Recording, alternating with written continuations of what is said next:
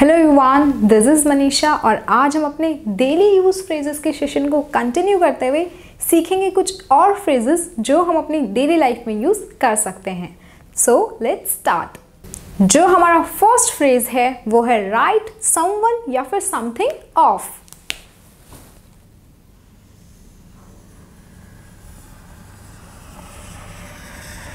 Right someone या फिर something of का मतलब है कि जब आप डिसाइड कर लेते हैं कि किसी चीज़ की या फिर किसी व्यक्ति की कोई इंपॉर्टेंस नहीं है। और इस फ्रेज में राइट ऑफ का मतलब ही है कि किसी कमी या फिर परेशानी की वजह से किसी व्यक्ति या फिर किसी चीज़ की कोई अहमियत ना होना ही राइट ऑफ का मतलब है। और अब हम देखते हैं इसके कुछ एग्जाम्पल्स। तो जो हमारा फर्स्ट एग्जाम्पल है, Most critics wrote him off as a petty artist until he received a national award.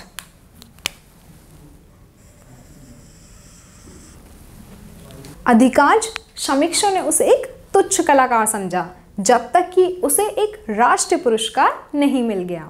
और अब हम देखते हैं इसका दूसरा example. A lot of parents tend to write creativity off as a successful career option for their children.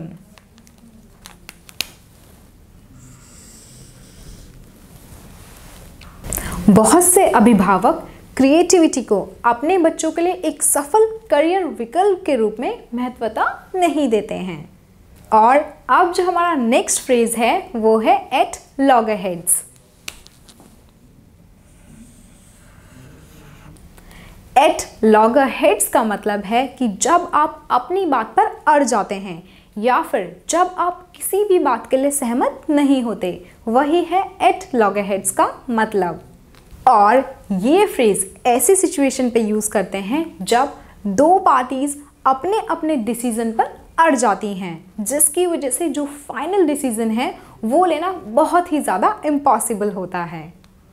और अब हम देखेंगे इसके कुछ एग्जाम्पल्स। तो जो हमारा फर्स्ट एग्जाम्पल है वो है the opposition party is at loggerheads with the ruling government over the new bill.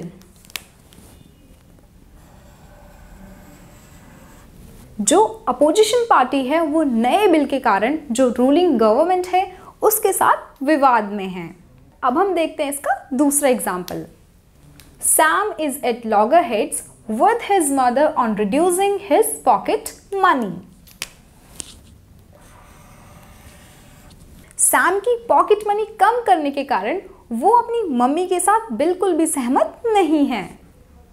और अब जो हमारा नेक्स्ट फ्रेज है वो है worth one's salt। और इस फ्रेज का मतलब है जब कोई अपनी जॉब में या फिर अपने प्रोफेशन में एफिशिएंट होता है, तो वर्थ वन सॉल्ट का मतलब ये है। पहले जो रोमन सोल्जर्स थे उनको सैलरी के रूप में नमक दिया जाता था और कहा जाता था कि जो उनकी सैलरी है उसका यूज़ वो नमक खरीदने के लिए करें, और इसीलिए कहते हैं कि सैलरी को सॉल्ट मनी भी कहते हैं। इस फ्रेज का यूज़ वर्थ वन सॉल्ट का यूज़ हम तब करते हैं जब हम किसी को उसकी स्किल्स के लिए, उसके काम के लिए या फिर उसकी एफिशिएंसी के लिए कॉम्प्लीमेंट कर रहे हों, तब हम करेंगे फ्रेज वर्थ वन सॉल्ट का यूज़।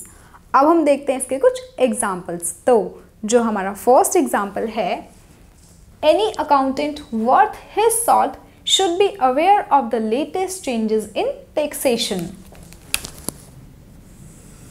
मतलब किसी भी अकाउंटेंट को टैक्सेशन में जो लेटेस्ट चेंजेस हैं उसके बारे में पता होना चाहिए। अब हम देखेंगे इसका दूसरा example. Any political leader worth his salt fulfils the promises made during the election campaign.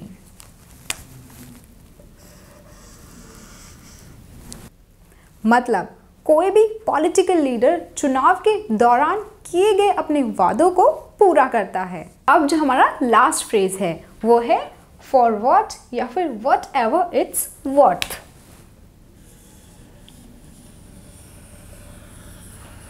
For what या फिर वट एवर इट्स वर्थ। इस फ्रेज का मतलब है कि जब आप किसी काम के आउटकम्स को लेकर श्योर नहीं होते, मतलब जब आप किसी काम के जो परिमाणों हैं उनके बारे में श्योर नहीं होते, तब हम यूज़ करते हैं फॉर वर्थ या फिर व्हाटएवर इट्स वर्थ का। इस फ्रेज का यूज़ हम ऐसी सिचुएशन में करते हैं जहाँ पे आपका कुछ कहना या फिर ना कहना प्रेजेंट को नहीं बदल सकता, पर हाँ आप केवल सिर्फ तसल्ली देने के लिए बात को कह देते हैं। अब हम देखते हैं इसके कुछ एग्जाम्पल्स। तो जो हमारा फर्स्ट एग्जाम्पल है, for whatever it's worth at least we tried our best.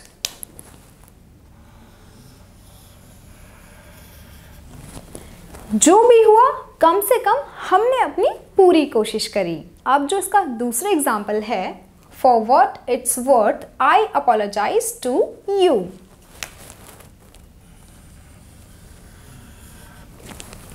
इससे शायद कुछ फर्क ना पड़े, लेकिन मैं फिर भी तुमसे माफ़ी मांगता हूँ। I hope you all enjoyed this session, so please like, share and subscribe. Thank you.